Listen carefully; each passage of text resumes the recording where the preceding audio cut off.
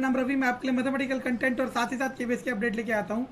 तो आपने टाइटल देख लिया है, आपने थंबनेल देख लिया है। इसी थंबनेल इसी टाइटल के रिगार्डिंग ये वीडियो है। अगर जो भी थोड़ा भी सीरियस है और जिसको इस बार फेलियर मिली है या जिसको लगता है कि उसे आने वाले एग्जाम में फेलियर ना मिल पाए, ये वीडियो उसके लिए बहुत जरूरी है।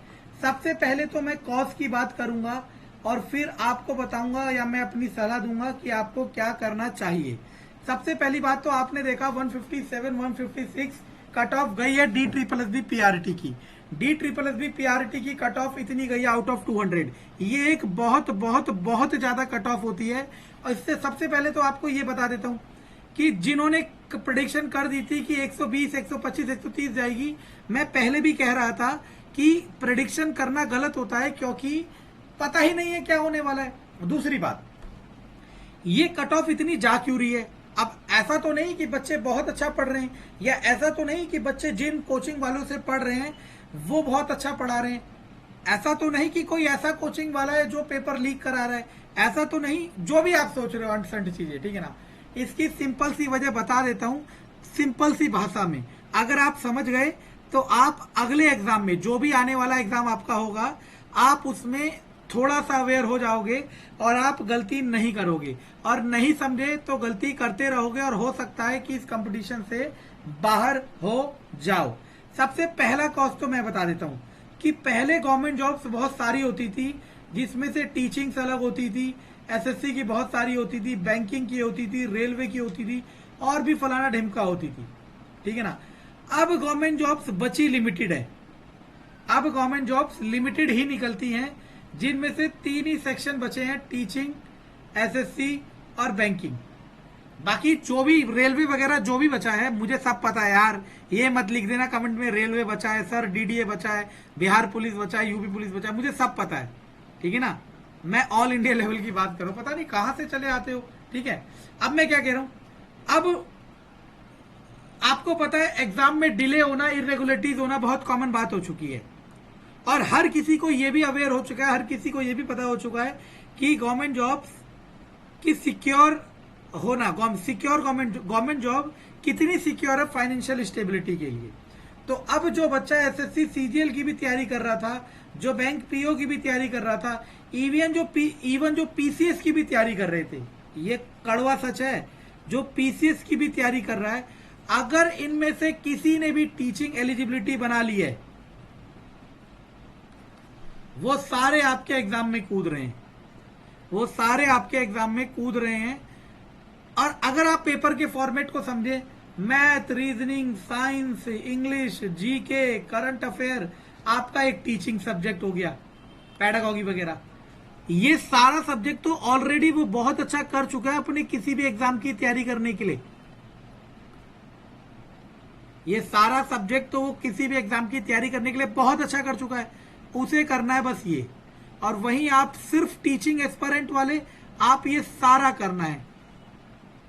अब मैं ये नहीं कह रहा कि आप टीचिंग की तैयारी छोड़ के पहले एसएससी सीजीएल बैंक पीओ की करो, ये बिल्कुल नहीं कह रहा।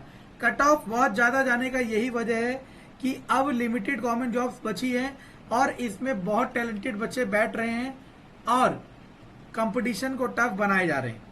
और हर कंपटीशन टफ बनेगा और कुछ समय बाद ये कंपटीशन रहेगा ही नहीं। कुछ समय का मतलब आने वाले 10 साल बाद गवर्नमेंट जॉब्स ना के बराबर रहेगी, बिल्कुल लिमिटेड रहेगी और हो सकता है रहे ही ना। अब ये मत सोचना कि मेरे को फायदा हो रहा है, मेरे को कोई फायदा नहीं है इससे, मैं आपको सच्चाई बता रहा हूं, ठीक है ना। अब सुनना, ये तो रहा कॉज। अब आप प्रिवेंशन क्या कर सकते हो? प्रिवेंशन यही कर सकते हो कि आपके सामने जो भी एग्जाम अब हो, जिसकी भी आप तैयारी कर रहे हो, आप ये मान के चलो जितने का भी वो एग्जाम हो रहा है, जितने का भी वो एग्जाम हो रहा है, आपको 70% से अबव लाने हैं मार्क्स, 70% से अबव लाने हैं। अब भाई कैलकुलेट करके ये मत बता देना कि सर ये 75, 76, 77% है, मुझे पता है, ठीक है ना।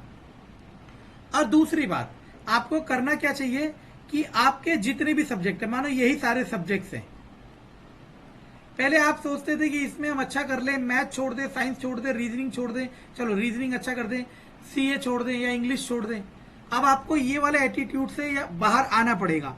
आपको ये मानना ही पड़ेगा कि आपको सब कोर्स सब्जेक्ट को करना है। किसी को बेस्ट करना है तो किसी को एवरेज करना है। अब ये नहीं कि 5 में से 3 एवरेज कर दिया और 2 बेस्ट, नहीं। अगर 5 आपके पास सब्जेक्ट्स हैं तो उनमें से आपको 4 बेस्ट करने हैं और 1 एवरेज करना है। ये सही तरीका है आपके परफेक्ट सिलेक्शन के लिए। बाकी नहीं तो शॉर्ट्स देख लीजिए, मोटिवेशनल शॉर्ट्स कि हम टकराएंगे नहीं पत्थरों से, निकाल देंगे गवर्नमेंट जॉब रस्सियों से, है ना।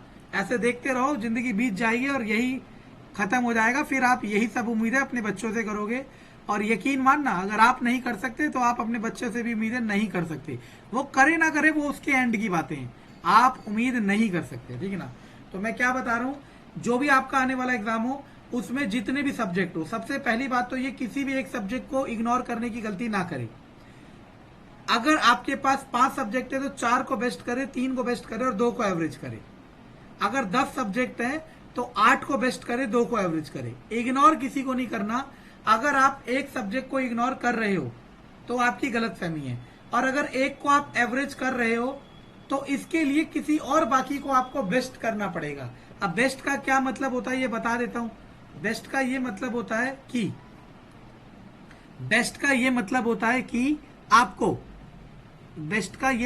है कि आपको मानो पेडागोगी की बात करते हैं, 100 नंबर का आता है तो बेस्ट का मतलब है 100 में से आपको 75 से 80 नंबर इसमें लाने ही लाने हैं। अगर आप यहाँ 60 नंबर लेके आते हो तो आप सिलेक्शन की रेस से वैसे ही बाहर हो गए। क्यों? 60 यहाँ लाए, इस 100 में से 90 ले आओगे क्या? हो ही नहीं सकता, तब जाके 150 होंगे। अगर आप यहाँ 80 खींच के चलोगे तब आपको यहाँ पे 70-75 लाने पड़ेंगे, जो कि थोड़ा सा फिजिबल या फिर पॉसिबल है। मैंने आपके सामने अपनी एक्सपीरियंस कह लो, स्ट्रेटजी कह लो, शेयर की है। बाकी आपको जैसा अच्छा लगे वैसा करना। धन्यवाद।